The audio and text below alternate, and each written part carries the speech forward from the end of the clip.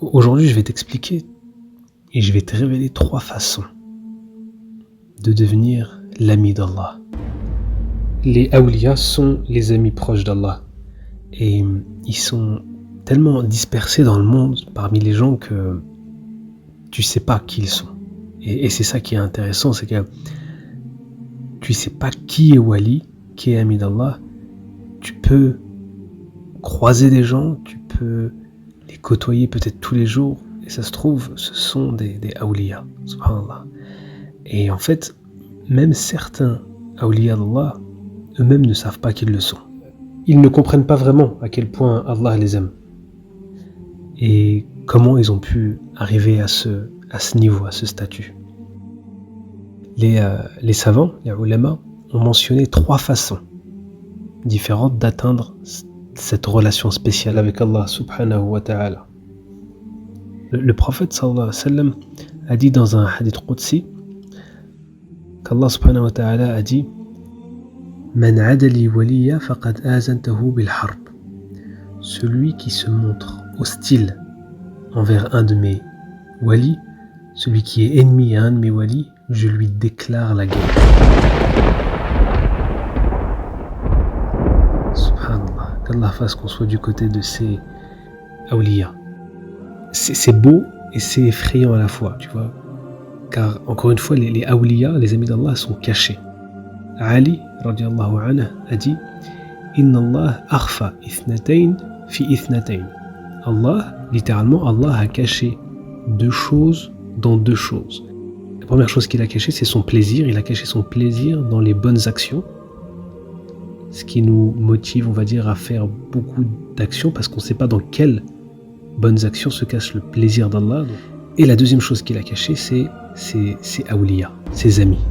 Allah a caché ses awliya parmi les gens, parmi les peuples. Et quiconque accède à cette position, si une personne lui fait du mal, Allah l'a dit, je lui déclare la guerre. Et Ibn al-Qayyim, rahimahullah, a dit combien de nations ont été soit protégées, soit détruites à cause d'un wali, soit parce que ce wali était avec ou contre cette nation, subhanallah.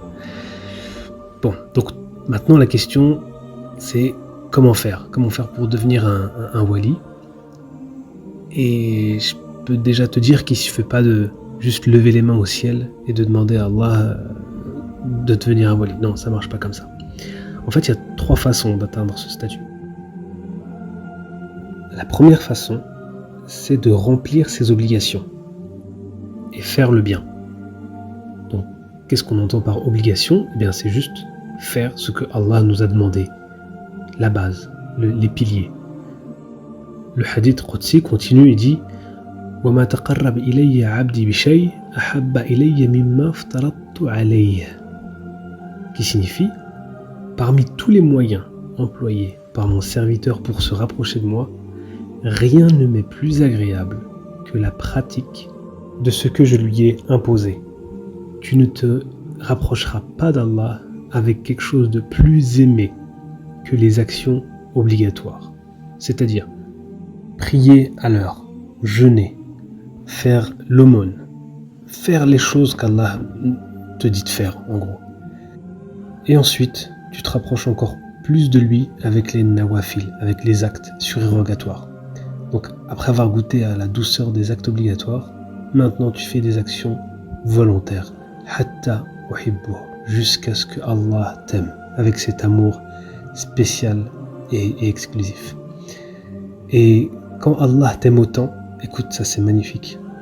Kuntu sam'ahu alladhi yasma'u bih. Je deviens son ouïe avec laquelle il entend, sa vue avec laquelle il voit, sa main avec laquelle il combat et son pied avec lequel il marche. S'il me demande alors quelque chose, je la lui donne. Et s'il me demande ma protection, je la lui accorde. Subhanallah. Deuxième façon de devenir un wali, c'est le repentir et la sincérité dans le repentir. Tu sais, on sous-estime le repentir, le fait de revenir à Allah et de demander pardon. Je vais te raconter une histoire, ou plutôt un hadith, une tradition prophétique, mais présentée sous forme d'une histoire. Le prophète alayhi salatu wassalam a dit Allahu ashaddu farahan min tawbati abdihi hina yatubu ilayh. Allah est encore plus heureux du repentir de son serviteur. Et là, il va nous donner un exemple d'un homme. Min ahadikum kana ala rahilatihi bi ardin falah. Qu'un homme se trouvant dans un désert périlleux, où il fait chaud, c'est périlleux, c'est désert. فانفلتت منه وعليها طعامه وشرابه. Et là, il perd sa monture sur laquelle il y a toute sa nourriture et sa boisson. فأيس منها فأتى شجرة فاتجع في ظلها وقد أيس من راحلته. Donc là, il est au milieu du désert. Même s'il commence à chercher un petit peu sa monture, il sait d'avance que c'est sans espoir. Et donc, il se met dans l'ombre d'un arbre en étant sûr qu'il ne retrouvera plus jamais sa monture et quelque part il attend la mort.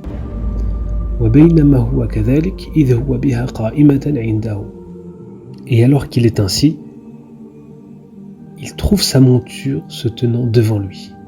Subhanallah, à ce moment précis où il avait perdu tout espoir, sa monture revient et il la trouve à côté de lui. Il s'en saisit.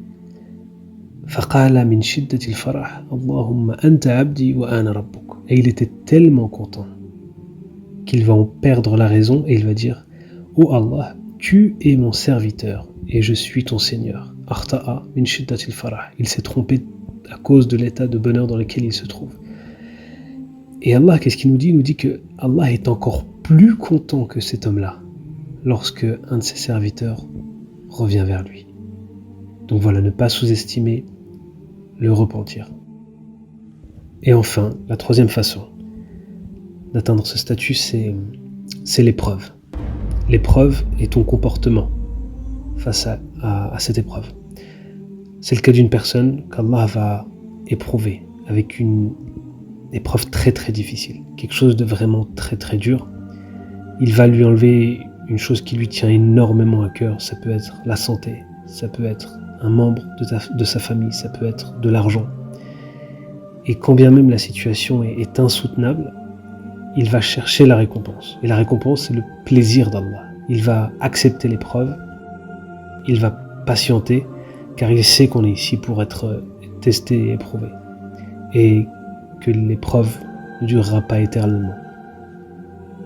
La yukallifullahu nafsan illa wus'aha. Allah n'impose à aucune âme une charge supérieure à sa capacité.